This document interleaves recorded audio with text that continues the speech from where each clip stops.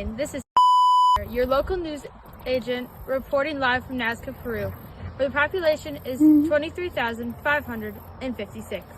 I'm here reporting about a tragic 5.9 magnitude earthquake on the Richter scale, where the earthquake started in the epicenter.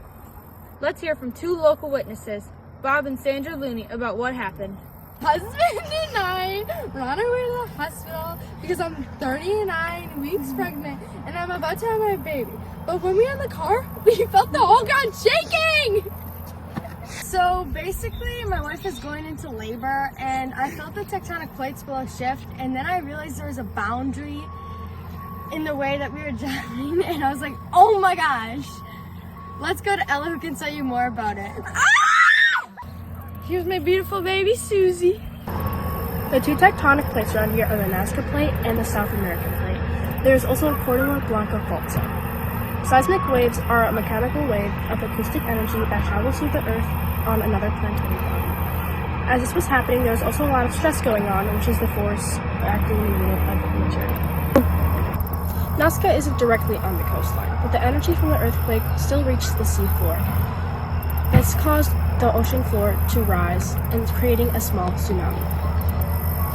This far inland, it only created some minor flooding, which you can see behind me. Let's go back to our news reporter. Some of the effects the earthquake had on Peru landscapes would be faults in canyons or landslides with flooding. It could not cause any significant damage other than a couple of objects falling from shelves and some broken windows, which has resulted in 2 deaths and 11 injuries. Nazca, Peru has a constitutional government, which means that there are limits on the powers of the person or group of the government. With this being said, they have created loud emergency sirens, safety precautions to stay in buildings until shaking stops, and stay away from any windows and heavy furniture. They have middle income development level as a country. All the hospitals in the country, including the ones from the National Army, are open to provide services to anyone who may need it. Even water supply might be a little affected. At the request of the government, it may transport emergency items if needed. I'm so glad I went to the hospital with great care.